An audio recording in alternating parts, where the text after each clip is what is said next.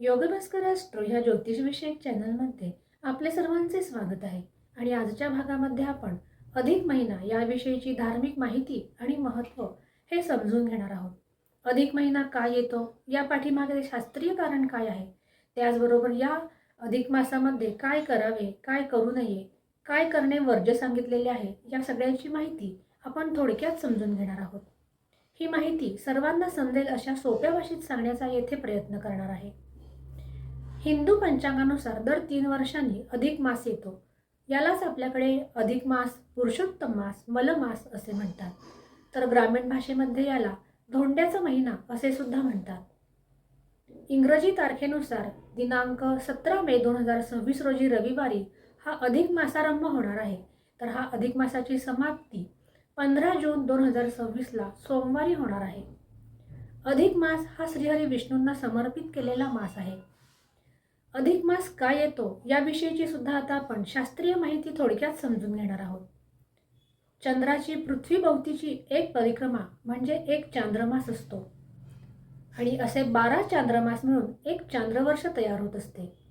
सनातन पंचांग हे चंद्राच्या गतीवर अवलंबून आहे आणि म्हणून आपल्या सनातन पंचांगामध्ये अमावस्यापासून पौर्णिमेपर्यंत एक पक्ष आणि पौर्णिमेपासून पुन्हा अमावस्येपर्यंत एक पक्ष असे एकूण 2 पक्ष असतात आणि या 2 पक्षांचा मिळून एक मास तयार होत असतो. पहिल्या पक्षाला आपण शुक्ल पक्ष म्हणतो, तर दुसऱ्या पक्षाला आपण कृष्ण पक्ष म्हणतो.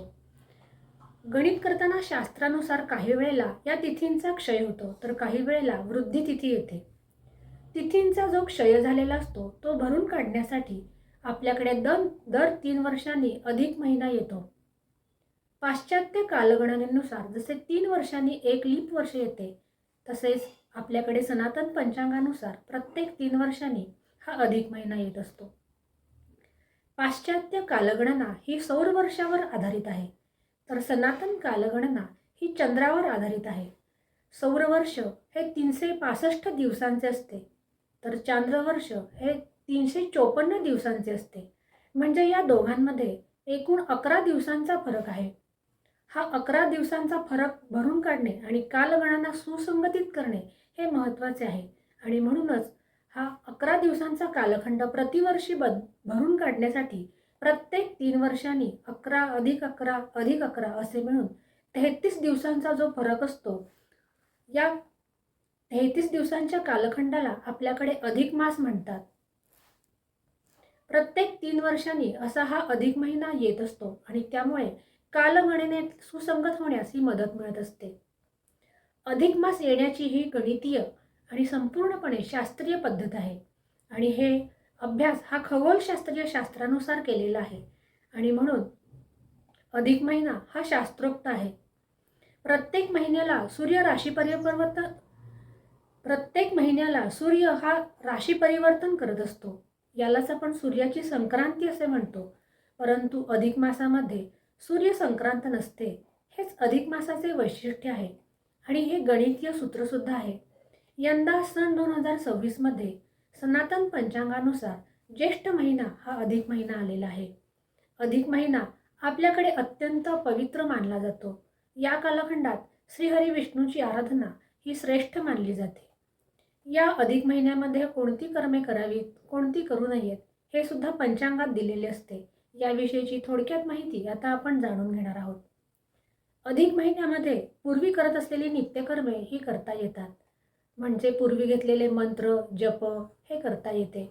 जे केल्या वाचून गती नाही अशी कर्मे अधिक मासात करावी लागतात. यामध्ये ज्वरशांती, पर्जन्यष्टी, ग्रहणश्राद्ध, जातकर्म, नामकर्म, अन्नप्राशन यांचा समावेश केलेला आहे. त्याचबरोबर अधिक महिन्यामध्ये कोणते विधी करता येतात हेही आता पाहूया. अधिक महिन्यामध्ये नारायण नागबली, त्रिपिंडी यासारखे विधी हे गंगा तटावर म्हणजे गंगा नदीच्या तीरी किंवा गोदावरी नदीच्या तीरी किंवा गया तीर्थ या ठिकाणी ही कर्मे करता येतात. आता कोणती कर्मे करू नये हे सुद्धा आपण पाहणार आहोत. अधिक महिन्यामध्ये गृहारंभ, वास्तुशांती, संन्यास ग्रहण, नवीन व्रतारंभ ही करू नये. त्याचबरोबर दीक्षाग्रहण, विवाह, उपनयन, चौल, नवीन देवाची प्राणप्रतिष्ठा ही कर्मे करू नये. त्याचबरोबर पूर्वी न केलेली यात्रा हे सुद्धा या अधिक महिन्यामध्ये करू नये. या महिन्यात विशेषत्वाने श्रीहरी विष्णूची उपासना ही फलदायी मानली आहे. अधिक मासामध्ये कोणते विधी करता येतात हे सुद्धा आता आपण पाहूयात. अधिक महिन्यामध्ये नारायण नागबली, त्रिपिंडी यासारखे जे विधी आहेत ते गंगा तटावर म्हणजेच गंगा नदीकाठी, गोदावरी तीरी किंवा गया तीर्थक्षेत्री हे विधी करता येतात. कोणती कर्मे करू नयेत हे सुद्धा आता आपण थोडक्यात पाहूया. अधिक मासामध्ये गृहारंभ म्हणजे नवीन घर बांधण्याची सुरुवात, वास्तुशांती, संन्यास ग्रहण, नवीन व्रताचा आरंभ म्हणजे कोणतेही नवीन व्रत जे आपण यापूर्वी कधी केलेली नाही त्याची सुरुवात हे करू नये. त्याचबरोबर दीक्षाग्रहण, विवाह, उपनयन, चौलकर्म, नवीन देवप्रतिष्ठा ही कर्मे अधिक महिन्यामध्ये करता येत नाही. त्याचबरोबर अधिक महिन्यामध्ये पूर्वी न केलेली तीर्थयात्रा सुद्धा करता येत नाही. यापूर्वी जर जी तीर्थयात्रा तुम्ही केली असेल त्याच तीर्थयात्रेचा आरंभ तुम्ही अधिक महिन्यात करू शकता. अधिक महिन्यामध्ये विशेषत्वाने श्रीहरी विष्णूंची उपासना ही फलदायी मानली आहे. त्यासाठी विष्णूचे पूजन अर्चन त्याचबरोबर विष्णू सहस्रनाम इत्यादींचे पठण या कालखंडात अतिशय श्रेयस्कर मानलेले आहे. त्याचबरोबर अधिक महिन्यामध्ये अपूपदान हे सुद्धा आपल्याकडे अत्यंत महत्त्वाचे मानलेले आहे. अपूप म्हणजे अनारसे. या अनारशाचे दान हे या कालखंडात अत्यंत महत्त्वाचे आहे. यासाठी 33 अनारसे बनवून त्यानंतर ते एका नवीन ताटामध्ये ठेवून त्याच्यावर नवीन वस्त्र हे झाकायचे आहे आणि असे हे दान आपल्याला या महिन्यामध्ये देता येते. हे दान देताना त्याच्याबरोबर एक तांब्याचा दिवासुद्धा ठेवायची पद्धत ही आपल्याकडे आहे. असे हे अपूपदान आपल्याकडे देवाला, ब्राह्मणाला किंवा जावयाला करण्याची सुद्धा आपल्याकडे पद्धत आहे. अधिक महिन्यामध्ये मुलेने आईची ओटी भरण्याची पद्धत ही सुद्धा आपल्याकडे आहे. आणि या अधिक महिन्यात पायातील जोडवी देणे हे सुद्धा अत्यंत महत्त्वाचे मानलेले आहे. त्याचबरोबर जुन्या जोडव्यात नवीन चांदीची भर घालून नवीन जोडवी तयार करण्याची परंपरा ही सुद्धा आपल्याकडे चालत आलेली आहे. या महिन्यामध्ये नेमके काय करावे हे सुद्धा आता आपण थोडक्यात पाहूया. अधिक महिन्यामध्ये म्हणजे पुरुषोत्तम मास प्रित्यर्थ महिनाभर उपोषण करणे, अयाचित नक्तभोजन किंवा एकभुक्त राहण्याची परंपरा ही आपल्याकडे आहे. ज्यांना शक्य आहे त्यांनी यापैकी एखाद्या व्रताचे पालन करावे. शक्य नसेल तर एक वेळा जेवणे हे सुद्धा पाळता येते किंवा